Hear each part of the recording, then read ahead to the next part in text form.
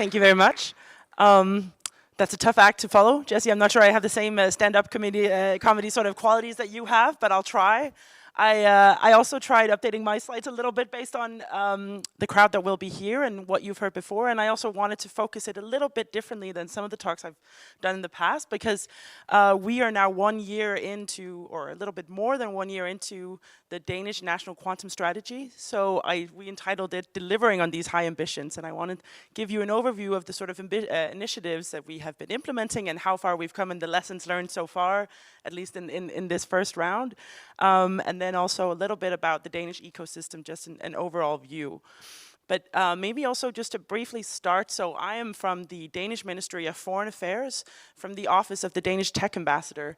And some of the locally based people might know her, because until recently she was actually based here in the Bay Area and under the Office of the Tech Ambassador. So let me maybe just start with a very brief slide on the Danish tech diplomacy strategy instead, because that is the mandate that we also represent.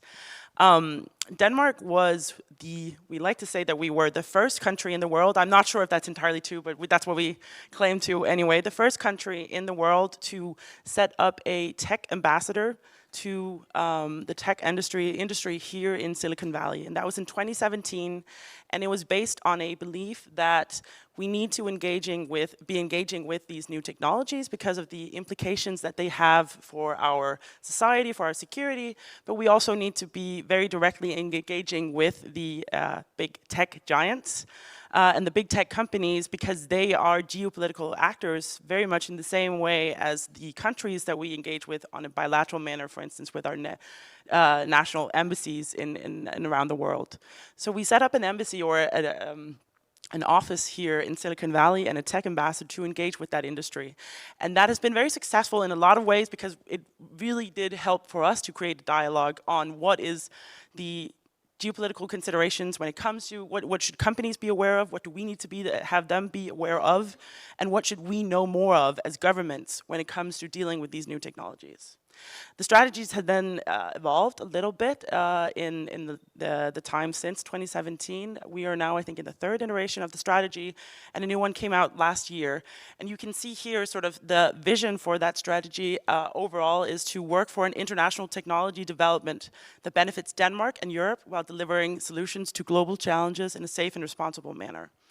And the interesting part for me as well, specifically there, is that it's not just about engaging with the tech actors, but it's about making decisions about what kind of technology development do we want to see and how can we support it? How can we use our also diplomatic tools to improve or to support the development of these technologies to the benefit of our societies? And we, in this strategy, also chose to be not just technology sort of neutral, but rather to highlight a few that we thought were critical and that we want to be working on and engaging on specifically. So you can see here there's a range of them. The two main ones are AI, very much for the sort of implications that it has for our society, and quantum, which is also based on the Danish strongholds in quantum technology and the high ambitions that we have on that technology. So some of the strategic priorities for that strategy very much also is to strengthen cooperation on quantum technology globally, and that's sort of the engagement and the mandate that we have also from the Tech Ambassador's Office to support all of this. Okay, so that was a little bit about the tech diplomacy strategy. Why is quantum a key priority for Denmark? I think I made the mistake of making the font a little bit small. I hope you can read. If not, I'll talk, but you can see the pictures. And I think the key message here on this slide is, first of all, the historic legacy. So there is a very strong research legacy dating back to Niels Bohr, who famously won the Nobel Prize in Physics for his groundbreaking work on the atomic structure and quantum theory. But he also was famous for the Copenhagen spirit that he installed at his institute in a sort of open international scientific collaboration that he helped encourage. And I think that's very inspirational also for the environment that we want to create today. But it's not just about history. So before we created our national strategy, we did a mapping in 2022 of some of the positions of strength in quantum in Denmark. And what we found is, first of all, that Denmark has a very strong international position in science. On quantum specifically, there's a world-class basic research within quantum physics, photonics, quantum materials, and quantum computing. There's also strong consolidated basic research within quantum communications and encryption, quantum sensors, and quantum chemistry. So those were some of the strongholds that we are also building on then now with the strategy. We also have a very high level of education within the field, and Denmark actually has a very high participation in EU calls on quantum, often as a lead in the projects. So Denmark is estimated to be in the top 3 in the EU grants related to quantum science, for instance. And some more numbers you can see here is that Denmark is actually the #1 country in the world for capital available for quantum per capita, which is a nice statistic when you're a small country, nevertheless. This is a number that encompasses both public and private funding in Denmark. And actually, we have 2 quantum funds within Denmark. So there's a national quantum fund being set up with both public and private funding. And then Novo Holdings, which is the investment branch of the Novo family, also has a dedicated quantum fund. And Denmark is also the #1 country in the world with, when it comes to quantum graduates per capita. And I'll say a little bit more about the research and education environment later as well. So these are sort of some of the statistics behind the Danish strongholds on quantum. Getting to then the national quantum strategy of Denmark. This is a strategy that we created was started in 2023. So it's about, in the summer, it's about a little bit over a year old. And the idea from the get-go very much was to have a comprehensive strategy that builds on strong basic research, encourages basic research, but also looks at international cooperation, and very much on the works from the get-go on the commercialization of this technology as well. So realizing that we want to be investing in the research, but we also want to be looking at how can this be a commercial benefit to our society. We want to also be, in the strategy, take into account what does this mean in terms of security, what reflections should we be having, both when it comes to securing the research and technology on quantum, so that we can secure this technology, but also to be safe from the implications of what might come. So that means, of course, for instance, protecting our digital infrastructure from quantum computing. And then there's a big focus on international cooperation and EU leadership. So maybe diving in a little bit to the strategy, which is something that's very much a whole of government approach. So I'm here representing one ministry, but I'll tell you about a bunch of different initiatives that really are implemented across the board from the government. So we have both the Ministry of Higher Education and Science, Industry, Digital, Defense, and then the MFA involved in implementing this strategy. It came out in 2 parts, and the first part states a very clear objective to make Denmark one of the world's leading quantum research environments, and to have the ability to also effectively convert this research into new applicable technology. There's a whole list of initiatives there. You can, and I want to highlight a few of them, but just to sort of overall say, first of all, the strategy came with quite a significant portion of funding, 1 billion Danish crown, so for a 4-year period, sorry. And then and one of the key focus areas from the beginning is very much a long-term and strategic investment into the research part. There's also a big focus on international research collaboration, and then a specific area on improved access to digital research infrastructure. And maybe if I dive into a few of these, I think I won't go through all the list, but I'll try to highlight a few. And the key one, deliverable very much, is the National Quantum Program. So this is a strategic dedicated program to quantum that was set up, and we have we're just now in the process of finishing the second year's round. But you can see some quite interesting things from this, which I think maybe highlights a little bit both in terms of where we are now on quantum in Denmark, and also what this program hopefully will be able to do. So it's a program that covers early stage research through application and innovation, and the participants can be only researchers. That was a big request also from universities when setting up this program, that it was able to do basic research and only include researchers, but there is also the possibility to include companies and RTOs. And the focus can be from hardware and materials over to also software and algorithms. And what we can see in the numbers from the first 2 years is, first of all, there was very high interest in the program. There was the success rate of the applicants is not that high because there was actually a very big interest. But what we can also see, I think that number isn't here, but on the scores that these programs received, they are on average significantly higher than the average research programs in general that the Danish Innovation Fund runs. So the level of quality in quantum in Denmark is very high. And you can also see, for instance, so I told you that, in fact, there is not a requirement to work with companies, but actually, in both years, more than half of the applications included companies as well, and that number increased as well this year. And specifically, if you look at cooperation with international foreign partners, you can see that the number of applications this year, there was 27% with foreign companies and 21% with foreign universities. So the Danish quantum ecosystem is both very internationally oriented as well. We also think it's a very clear sign of a willingness and a want to look at the commercialization and the application side of this, the research as well. So that's quite an interesting statistic, I think.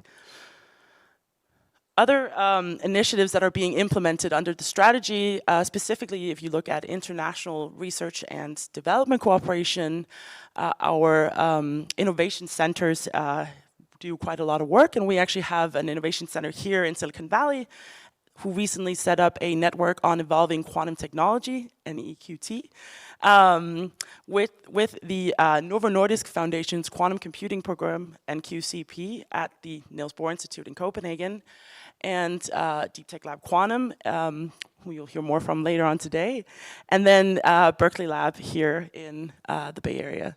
And they do what they were able to do through this funding is facilitate cooperation, meetings, networks that will hopefully then lead on to specific projects and engagements.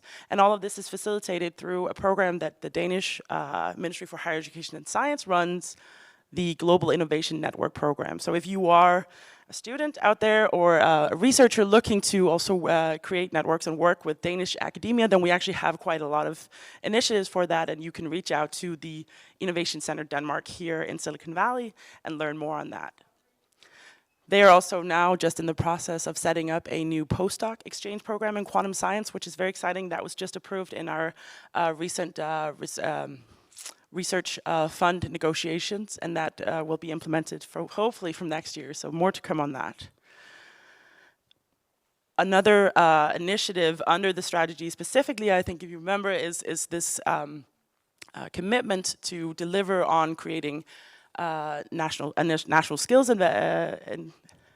initiative and a quantum infrastructure or access to quantum computing at the university level. And that is developed or implemented through the Danish E-Infrastructure Consortia, DIKE, who have a number of different initiatives. And I think I won't go through all of them, but just to say, for instance, they have now in the process of setting up a Danish Quantum Algorithm Academy, which will boost the work in developing and testing quantum algorithms and the associated software stack. And they have specific funding for scholarships for PhD students and postdocs working on quantum algorithms.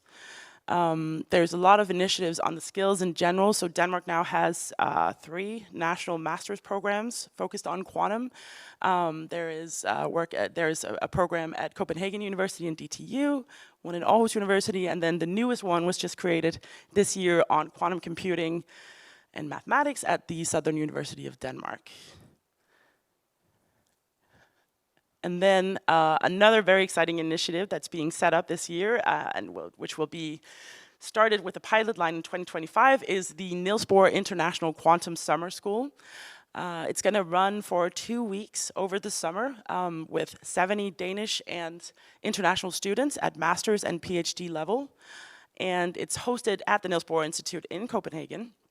And for the first round, it will be open specifically for students from the US, from Israel, South Korea, and Germany.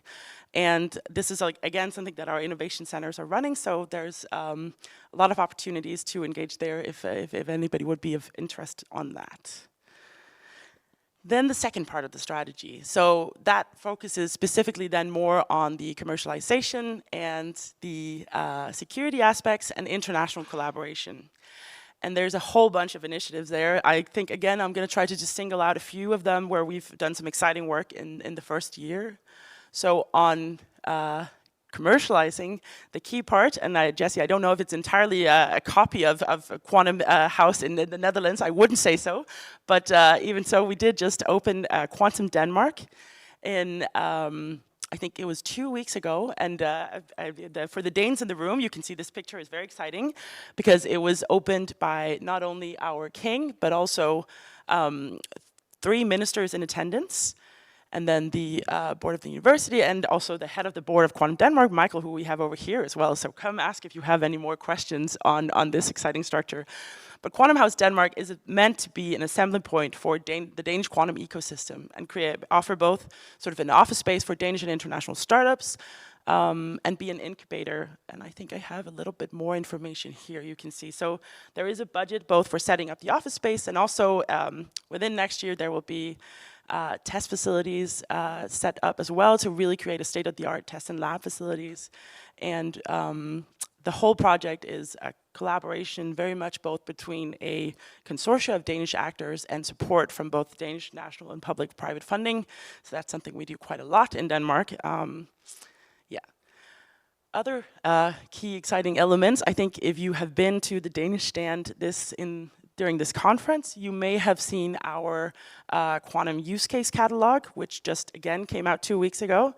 And that is one of the first, or another big initiative on the commercialization aspect.